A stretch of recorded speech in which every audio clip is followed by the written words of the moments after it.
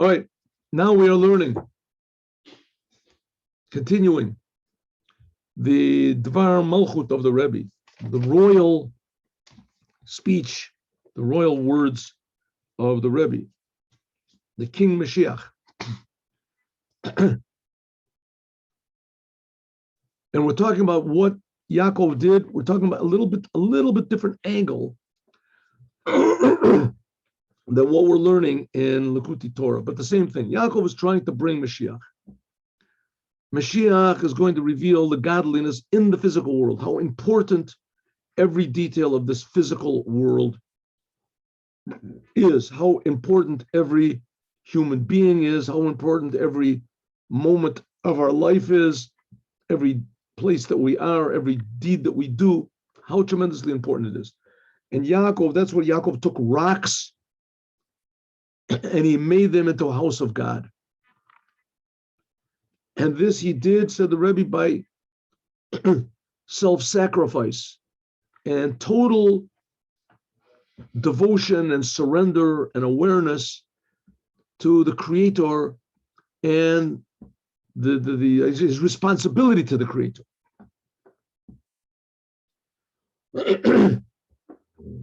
Namely, to make this world into a house of God, the whole world.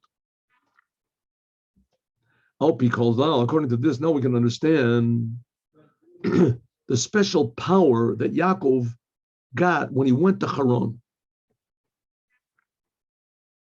Right?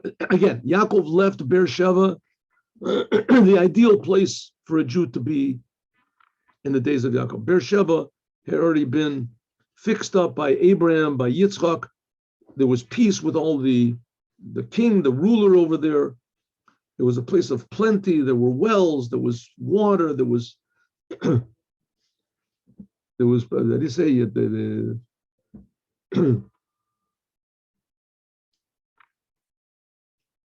And productivity and positiveness.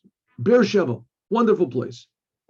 And Yaakov was forced to, and also his father told him to go to this place called Haran, which Haran is the worst place in the world. If you could choose a place in the world to send your enemies, you would send them to Haran. Haran was the worst place in the world. Everybody that was cheaters. It wasn't as bad as Sodom and Gomorrah. There they used to, be sadistic people in Sodom and Gomorrah, and God had to destroy them. But Haran was close. It was trying to be the worst place in the world. So Haran. So why did Yaakov have to go to such a terrible place, Haran? So he said he had to go there because that's where his wives were. His wives to be. And that's where he was going to make the tribes of Israel. He was going to give birth to all of his children over there in Haran, most of the children. Benjamin was born on the way.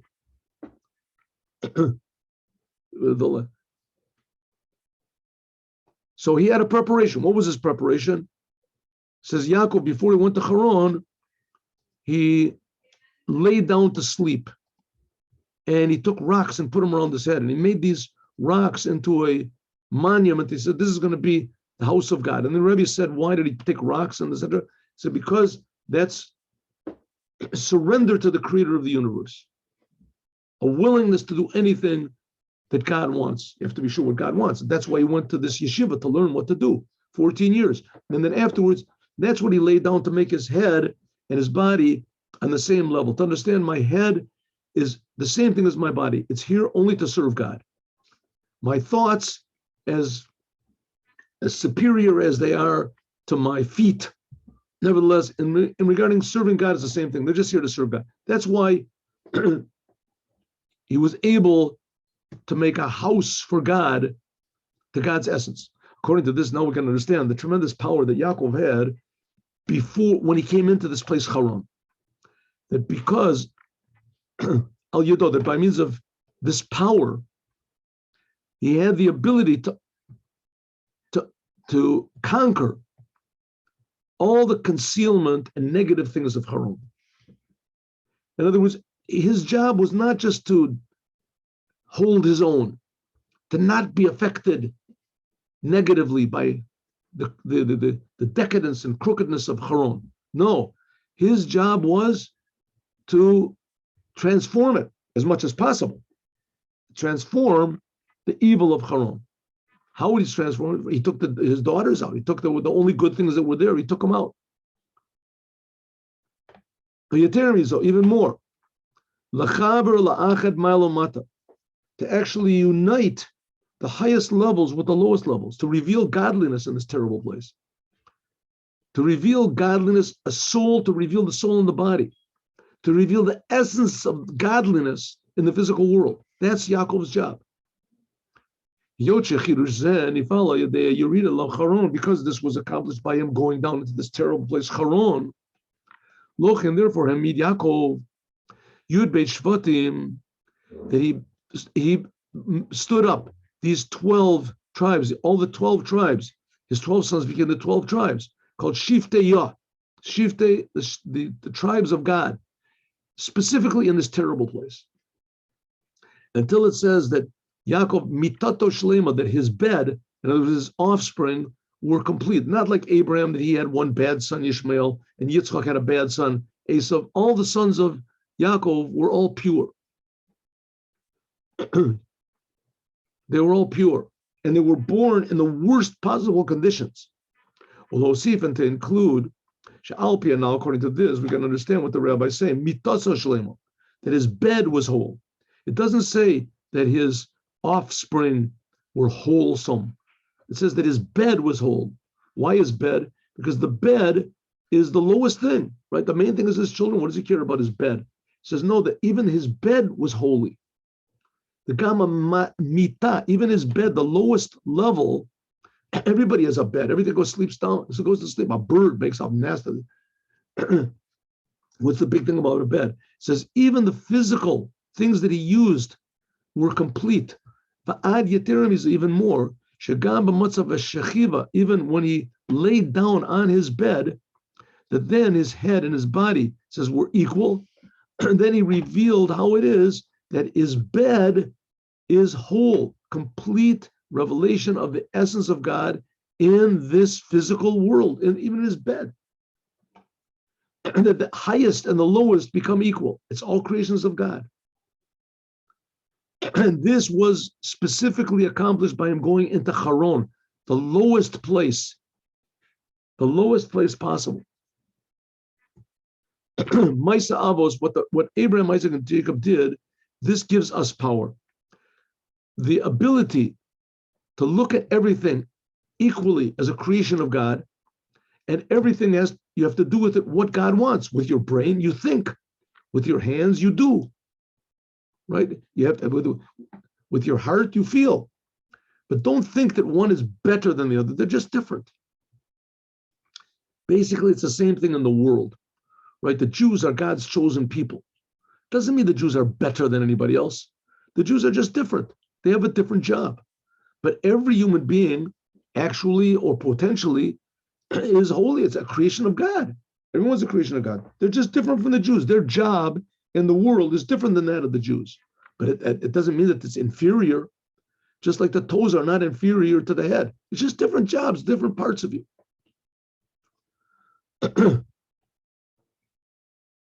That's the whole idea of Yaakov. By going into Haran, he had to take this attitude that whatever God wants me to do is good.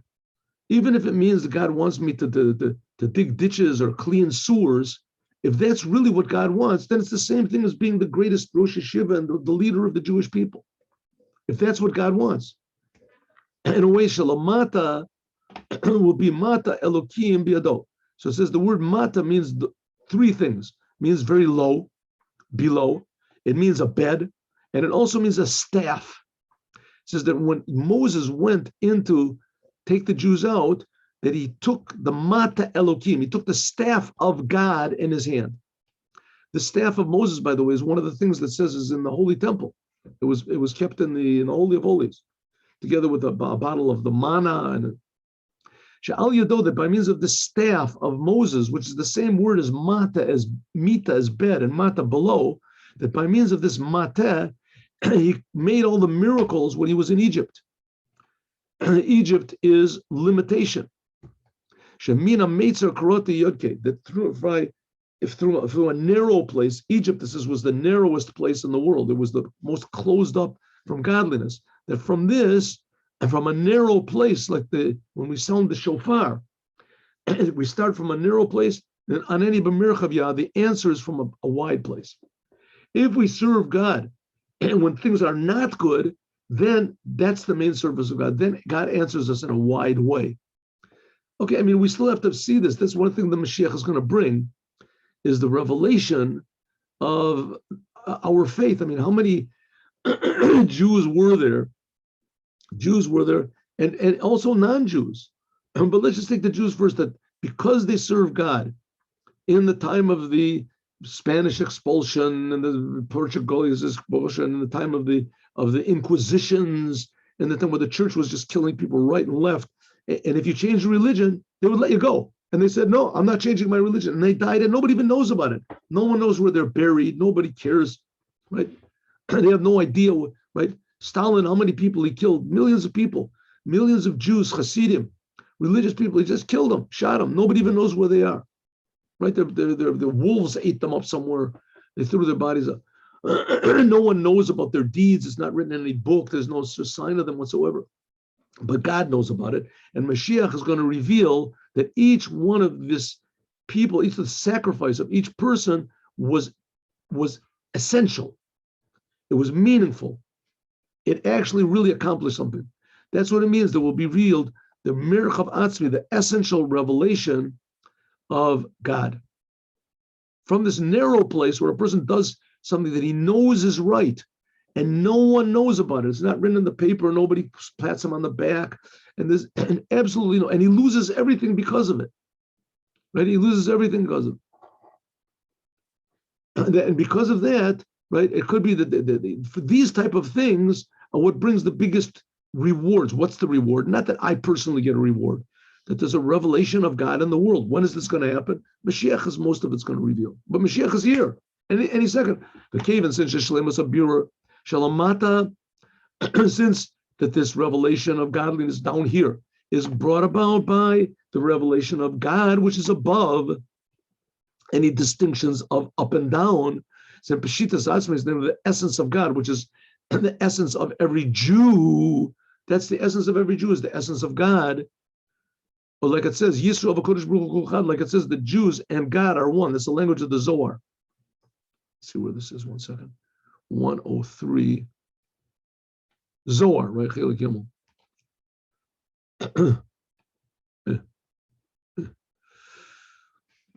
Yisrael and the Jewish people are one, that revealed by means of this accepting the fact that God is creating our toes and our head, our intellect and our action. It's just as important. So you serve God, even with your intellect, you serve the creator of the universe, just like with your toes. And just like your toes don't start thinking about anything outside of God, so your head is. Last night, I mean, I'll throw this thing in. Maybe you can just throw it out also.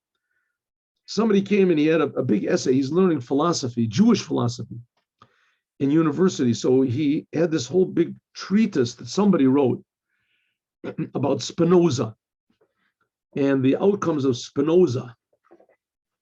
And it was written in English, and it's written in this sort of university English, like the professors, they get paid by the big word. But there used to be people like, Charles Dickens, used to get paid by the word. I guess they get paid by the big word. Any word that's like less than, 5 letters doesn't count. So they have to use these big words.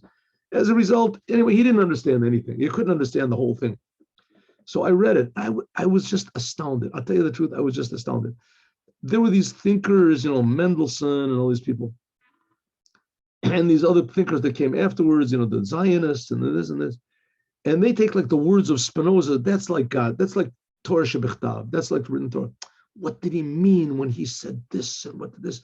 And they were totally off the track. They were all totally, completely off the track of what Judaism is. They had absolutely, and some of them were even religious people, right? And they came from religious families. Absolutely no idea what God is. Absolutely no comprehension or appreciation of what the commandments are.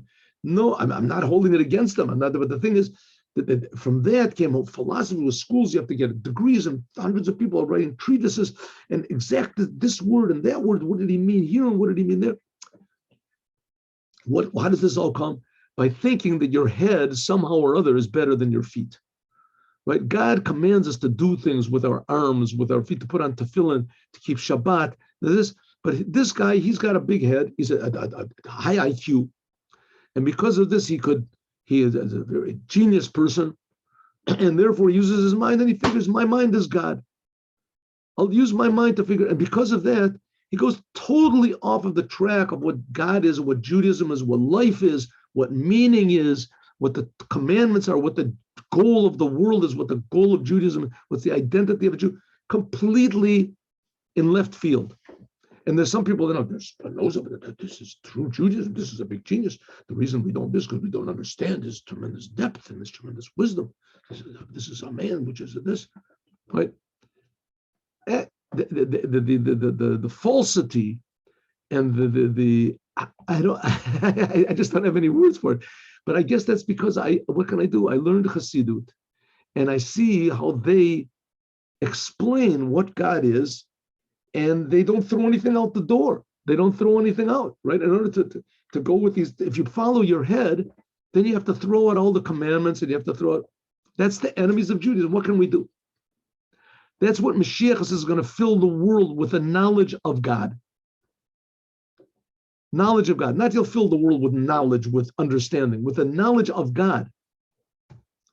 Means, what does it mean that God creates everything? Everything. And everything compared to God is nothing. But God creates everything for a purpose. So everything has a purpose. And the purpose is that when you do what's right, it pleases God. Why do all these philosophers, these guys, because they get pleasure from it, right? He plays, I got an idea. This is a wonderful idea. I'm going to write a treatise. I'm going to make a whole following. And, I'm going to be humble. Who am I? Nothing. And everybody's going to this. And he knocks down the whole Torah and knocks down everything. Why? Because he thinks that he's God. He gets pleasure. He gets pleasure from his ideas.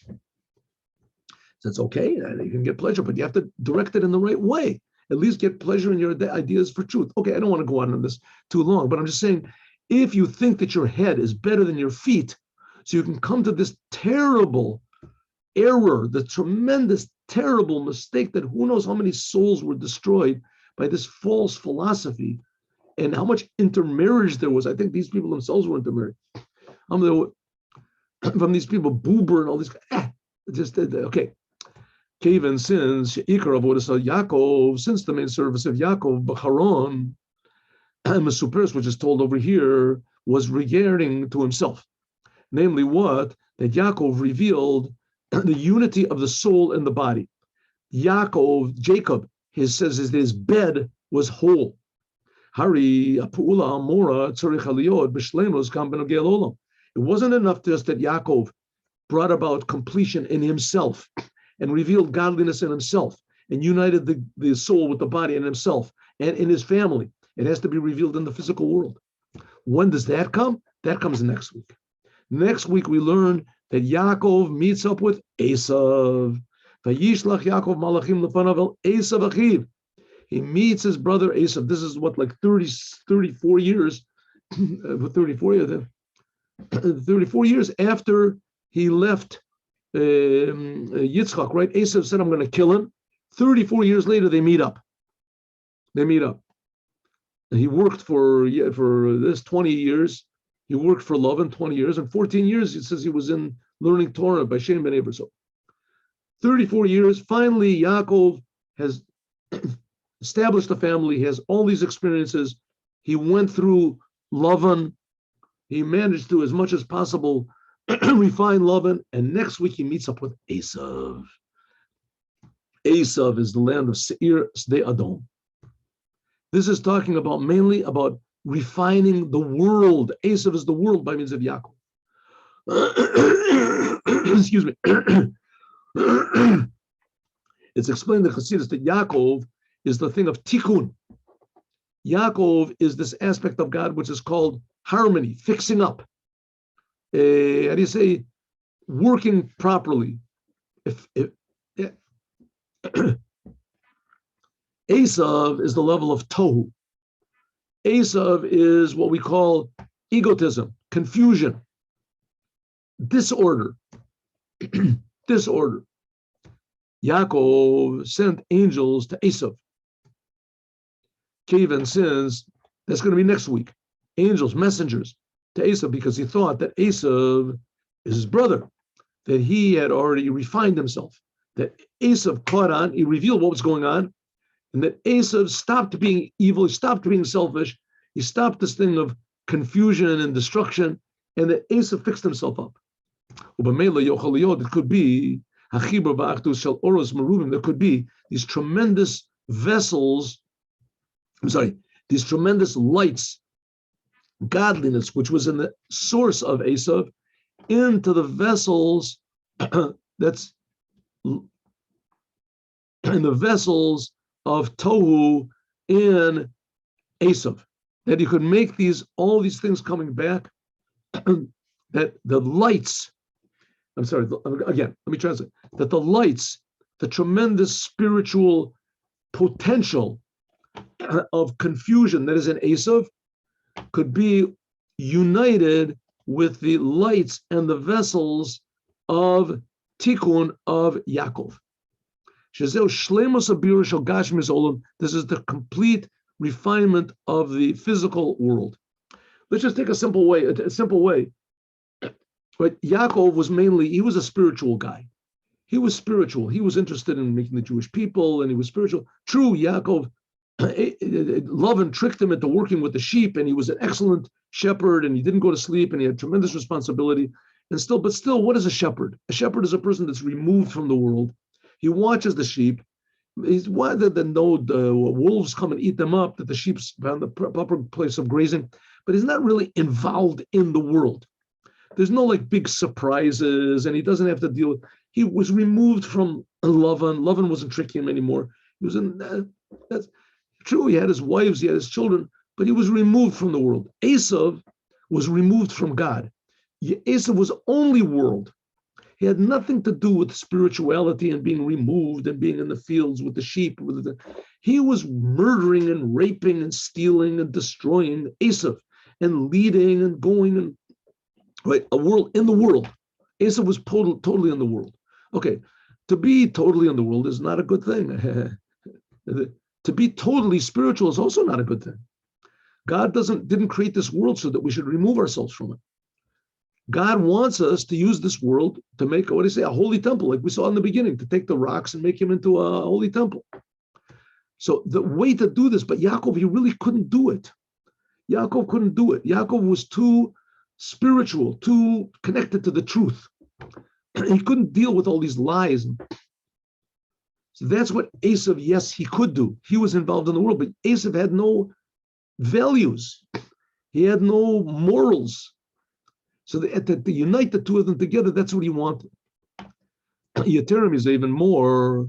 They were unified. That Eisav should be unified with spirituality by means of the revelation of the essence of God, which is above Yaakov and Eisav, which is above spirituality and physicality, because God is creating both. That's what had to be revealed. Asher mitgaleh, that will be revealed afterwards. This essence of God will be revealed even into these limited things of tohu and tikkun, of confusion and order. In the whole world will be the revelation of the essence of God. That's what it means that God will be one. But in fact, Yaakov was in for a big surprise, a big disappointment. Eisav did not fix himself up at all. He was not waiting for any spirituality. He was not waiting for any new value system in the world to change his paradigms and things like that. Eisav was not interested at all in this. All of his potential remained potential. When will this be revealed? Only in the days of the Moshiach, in the future total redemption. That's what it says. That Yaakov said to Eisav, who wanted to kill him, but all of a sudden Eisav just changed his mind. He said, maybe come with me. Yaakov said, I will come with you. I will accompany you, but it's only going to be when I meet you in Seirah. When is this going to be? In the days of the Mashiach. like it says, "Va'olu Moshe bar Tzion lishpotis Eisav," like we're going to learn later in chapter 18. Okay, that ends today's class. How are we going to get up to chapter 18? I don't know. I think that we're going to have to do this tomorrow. And I think that we will not learn Torah or tomorrow, Friday. Tomorrow's Friday. We'll not learn Torah or tomorrow. We'll see how to do this because this is so beautiful what the Rebbe is writing.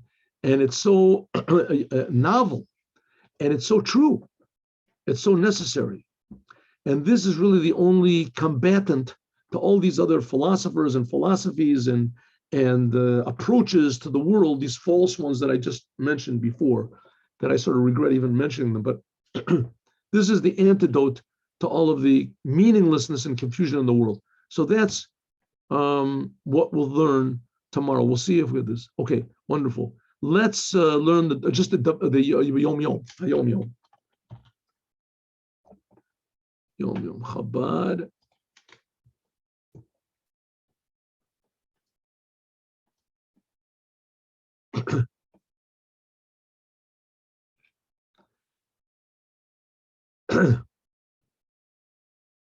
Okay, if you really want to do what's called hitbonanut, if you really want to think, how do you say, to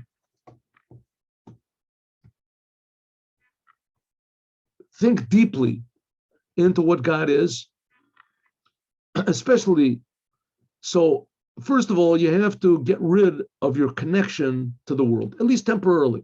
Forget about the world. You want to contemplate God, you want to contemplate the upper worlds. So first of all, you have to be totally, temporarily, totally removed from any worldly matters. I said that's why before you pray, you're supposed to remove any thoughts of the world. That's why in prayer that the men and the women are not supposed to sit together. Why? Because the woman distracts the man, right? What's she doing there, sitting there for? Why is she sitting there? It's very easy for a man to be distracted. That's the nature of people, that they look, they want to make an impression, whatever, at the women. You smell perfume, who knows? It's a distraction. A person has to be, in order, if you want to really contemplate godliness, so step number one is you have to temporarily remove any connection in thought, action, speech from anything in the world. And then you have to, that's step number one. Then you have to try to stimulate some sort of a delight in intellect. In other words, you put your emphasis in thoughts. And then step number three, you start putting emphasis into godly thoughts, thinking about the Creator, how God is creating us, how the Torah is God's will. Think about this, what this means. That's the first steps of what's called hitbonanut, contemplating God. Have a good day with Moshiach. Now, 3 o'clock, God willing, we'll learn Chumash with the commentaries.